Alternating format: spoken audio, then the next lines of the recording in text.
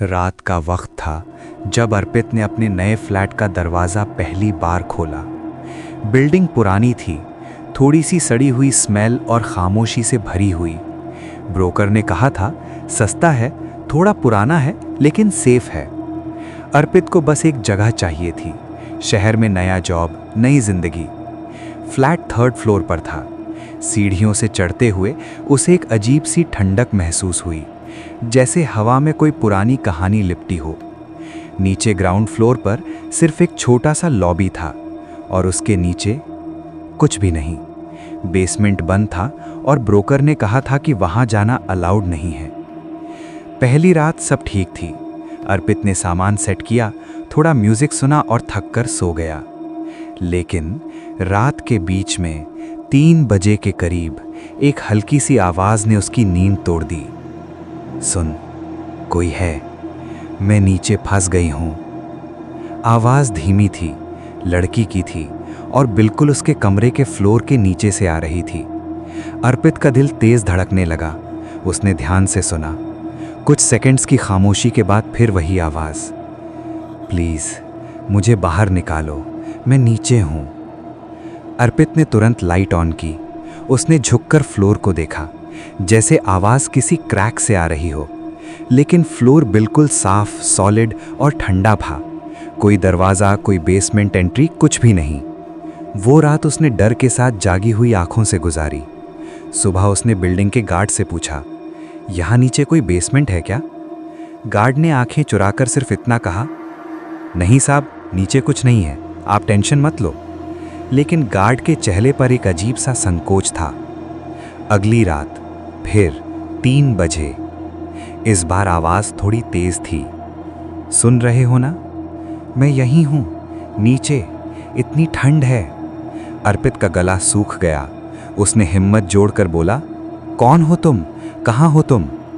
कुछ पल चुप, फिर धीमी सी हंसी। तुम्हारे बिल्कुल नीचे, बस एक फ्लोर नीचे, जो है ही नहीं। अर्पित की रीढ़ की हड्डी में ठंड सी दौड़ गई। तीसरी रात आवाज और करीब आ गई, जैसे कोई उसके फ्लोर के बिल्कुल नीचे चल रहा हो।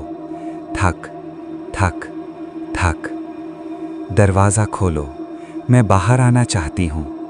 अब अर्पित से रहा नहीं गया। उसने डिसाइड किया कि सच जानकर ही रहेगा। अगले दिन उसने पुराने रिकॉर्ड्स ढूंढे, पड़ोसियों से बात की। कई लोगों ने बात टाल दी, लेकिन एक बुढ़ी औरत ने धीरे से कहा, बेटा, इस बिल्डिंग में पहले एक बेसमेंट था। वहाँ एक लड़की रहती थी, या शायद बंद थी, पता नहीं। एक रात आग लगी और बेसमेंट को हमेशा के लिए बंद कर दिया गया। लड़की कभी नहीं मिली। अर्पित का दिमाग घूम गया। रात को जब वो फ्लैट में आया, उसका हर कदम बोझल था। 3 बजने का इंतजार जैसे उसकी सांसें रोक रहा था। क्लॉक ने जैसे ही 3 बजाए, तुम वापस आ गए। आवाज इस बार बिल्कुल पास थी। अर्पित ने हिम्मत करके फ्लोर पर हाथ रखा। ठंडक हड्डियों तक उतर गई। तुम्हें मैं देख सकती हूं, आवाज ने फुसफुसाया। कैसे? अर्पित ने डरा हुआ पूछा। तुम्हारा चेहरा बिल्कुल मेरे ऊपर है। उस पल अर्पित को लगा जैसे उसके पैर के नीचे से कोई उंगलियां उसके तलवों को छू रही हैं। वो झटके से पीछे हटा।